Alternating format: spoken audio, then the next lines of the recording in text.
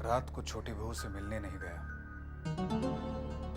कहीं वो नाराज होकर मेरी शिकायत न कर दे। अगर ऐसा हुआ तो मैं कहीं का नहीं रहूंगा। मेरे साथ साथ जीजाजी भी हवेली से निकाल दिए जाएंगे। मेरी नौकरी भी चली जाएगी। सुविनय बाबू, जबा मेरे बारे में क्या सोचेंगे?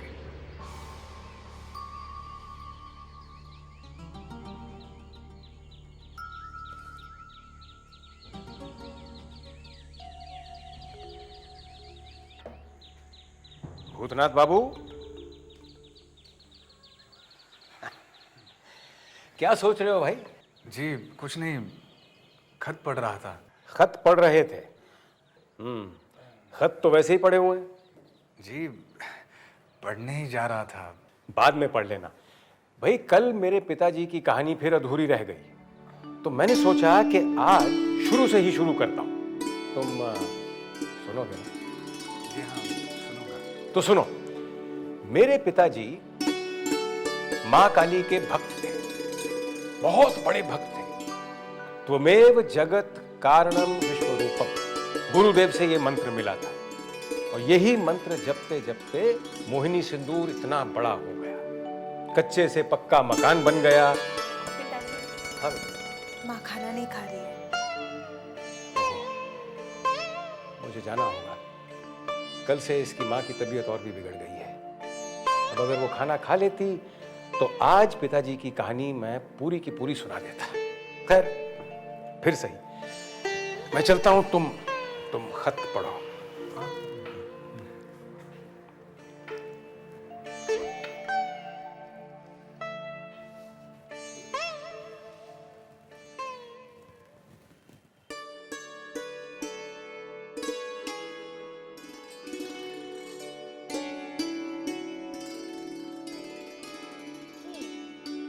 तो ये काम है तुम्हारा? क्या? मुझे देखना। नहीं वो अरे देखो ना, देखो देखो, मैं कुछ नहीं कहूँ। आपकी माँ को ये बीमारी कब से है? तुम मुझसे कुछ कह रहे हो? जी हाँ, मैं आप ही से कह रहा हूँ। फिर ठीक है, मैं समझ रही थी कि तुम मुझसे ही कुछ कह रहे हो। अरे क्या हुआ? सर में दर्द है?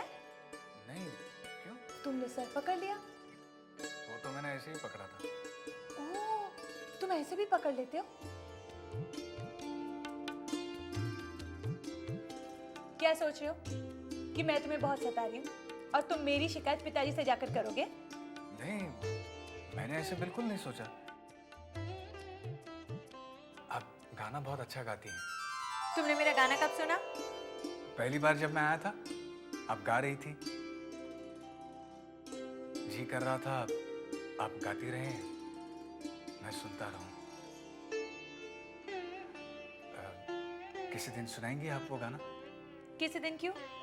मेरे जन्मदिन पर आ जाना, सुना दूंगी, पर अकेले मत आना। फिर किसके साथ आऊंगा? तोहफे के साथ। भोजन तैयार है।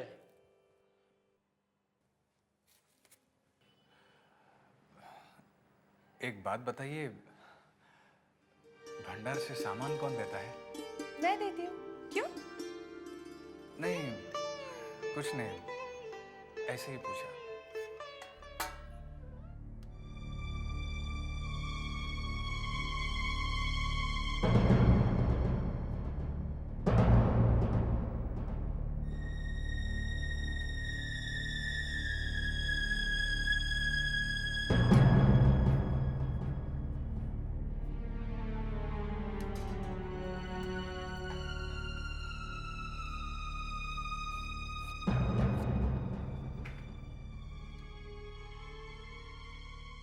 भाई, ऐसी बड़ी बड़ी आंखों से क्यों घूर रहे हो? जितने भोले आप दिखाई देते हैं उतने हैं नहीं। तो कहना क्या चाहते हो? आपको जो कहना था कही आए ना। क्या? क्या कहा मैंने और किससे कहा? मेरी शिकायत की है आपने कि मैं आपको भरपेट खाना नहीं देता। क्या शिकायत? और मैंने? हाँ हाँ, आपने। मेरी एक बात गांठ बांध कर रख लीजिए, मुझसे बनाकर चलेंगे तो यहाँ टिक पाएंगे, वरना चलते फिरते नजर आएंगे। तुम्हें गलत फहमी हुई है, मैं ऐसा आदमी नहीं हूँ। मुझे आदमियों की खूब परख है, समझे आप जैसे न जाने कितने किरानियों को मैंने देखा है। भला चाहते हैं तो आगे से सोच समझ कर चलिएगा, वरना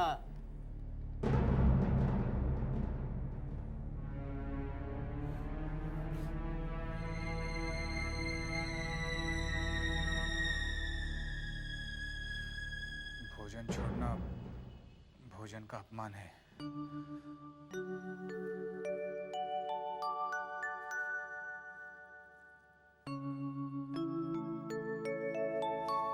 कल से मैं दफ्तर में भोजन नहीं करूंगा।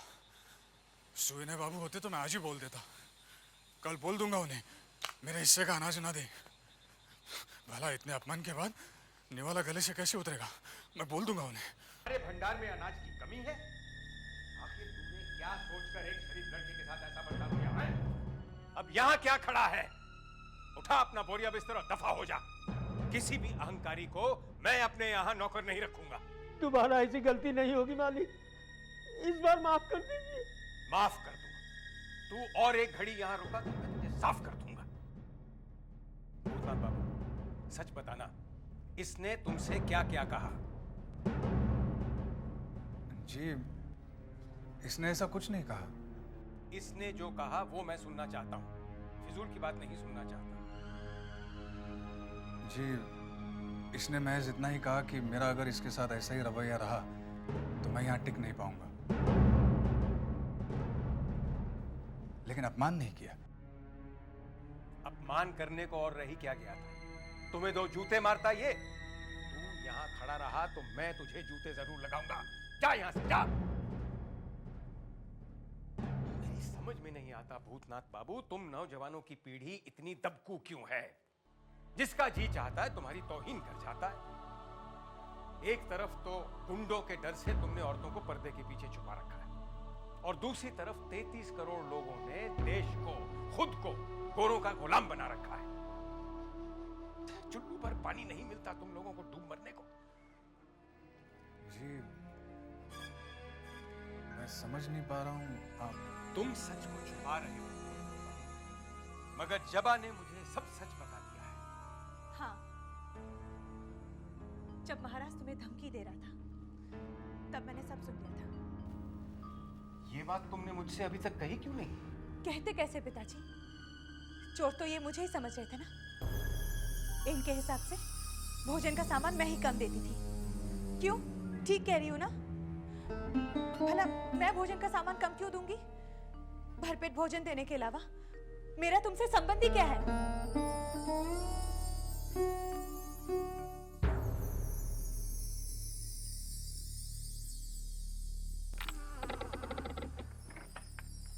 आ गए साले साहब। बंसी आपको कई बार पूछ चुका है। क्यों? ये तो मालूम नहीं, जाके मिल लो। ठीक है।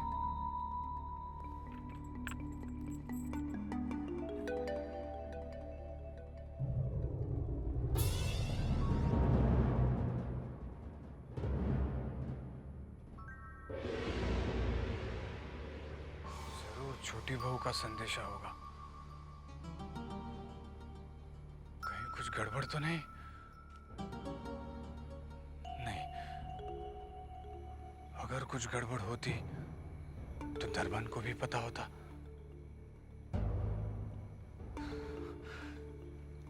आखिर ये छोटी बहू मुझसे चाहती क्या है?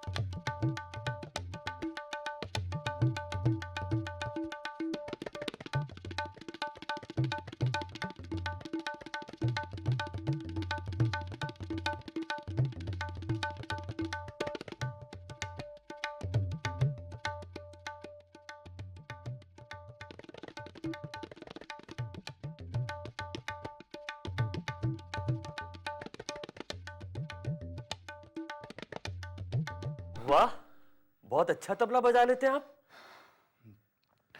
बस बजा ही लेता हूँ।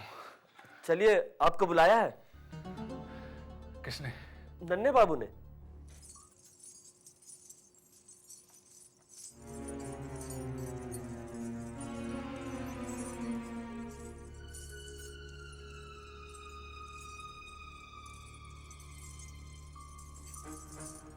हुजूर, हुजूर,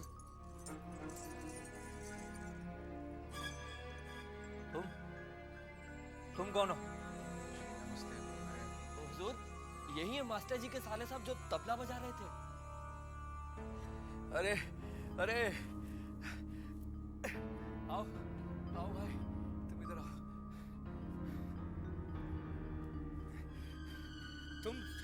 तुम तबला बजा रहे थे? जी गलती हो गई, क्षमा कर दीजिए, आइंदा ऐसी गलती नहीं होगी। अरे नहीं, हम चाहते हैं तुम ये गलती करो, बार बार करो, मगर हमारे सामने बैठ कर। तुम यकीन मानो, तुम्हारे इन हाथों में संगीत की देवी सरस्वती विराजमान है। जो तबला हमने आज सुना है, वो हमने पहले कभी नहीं सुना। ए, तुम उठो वहां से, उठो, तुम उठो, आओ आओ बेटा।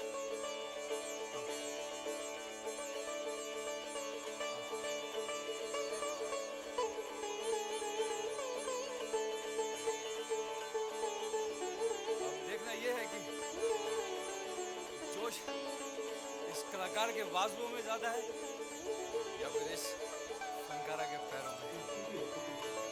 शुरू हो जाओ।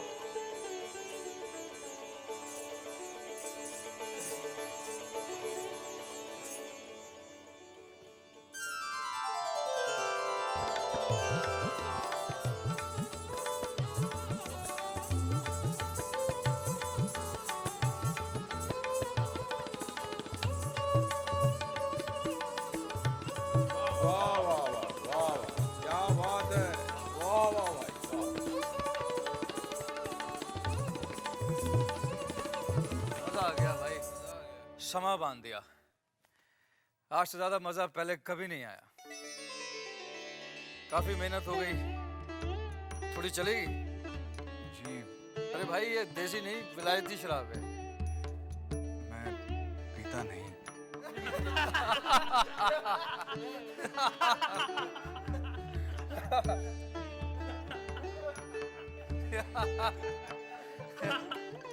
हुजूर, हुजूर, क्या है बंसी?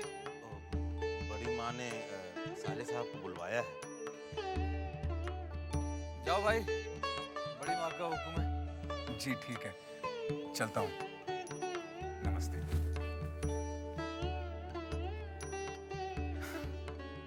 अब तुम शुरू हो जाओ।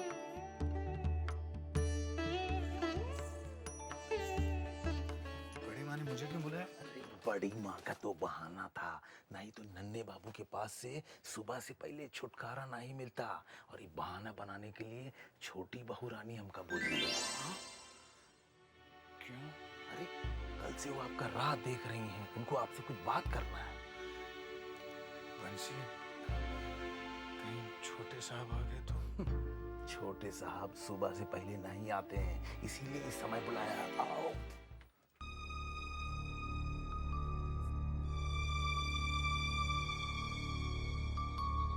कौन है? क्या हुआ? ये कौन थे? ये है घड़ी बाबू, हवेली के बहुत पुराने नौकर हैं, समझे, बूढ़े हैं। इनका काम है हवेली की सारी घड़ियों का समय मिलाना और दूसरे का समय नष्ट करना। वो कैसे?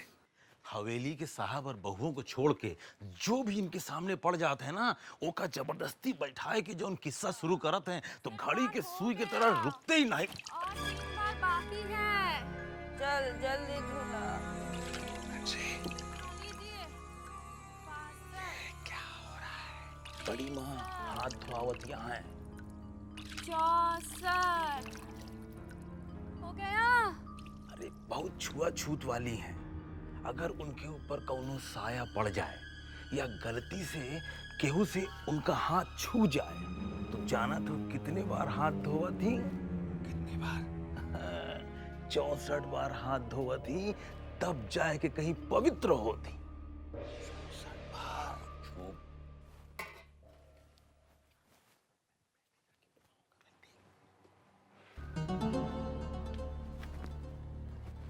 गई। और देखो, वो है मजली बहू का कमरा, वो वाला।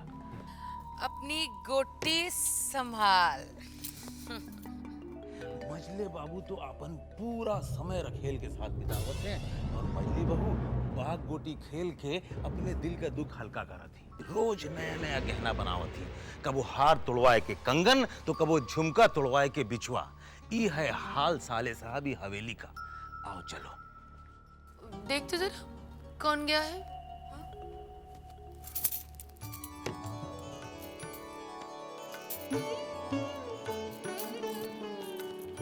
कोई नहीं है। अरे आप तो हार रही थी, आपने गोटी बदल दी है। सिंधु, तेरी इतनी हिम्मत, तो अपनी मालकिन को बेईमान ठहराती है। नहीं नहीं मजली बहू रानी, मेरा ये मतलब थोड़ा ही था। एक दासी से मालकिन हारे, तुझे अच्छा लगेगा क्या? मैंने तो वही किया है।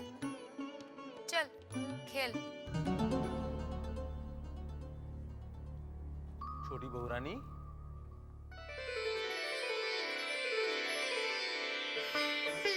आओ। दुर्गा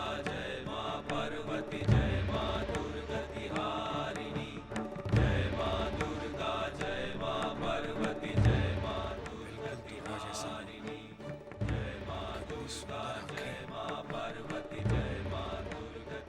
बहू रानी, ये है साले साहब। मालूम है। बैठो। बंसी, तू बाहर खड़ा रहे और चिंता से कह दे कि थोड़ा नाश्ता भेज दे। जी अच्छा।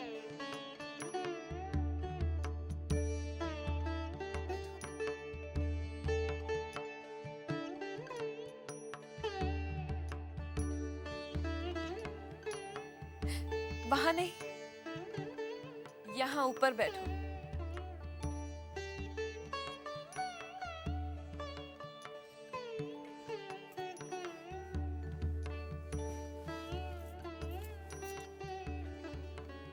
सब तुम्हें साले साहब कहते हैं।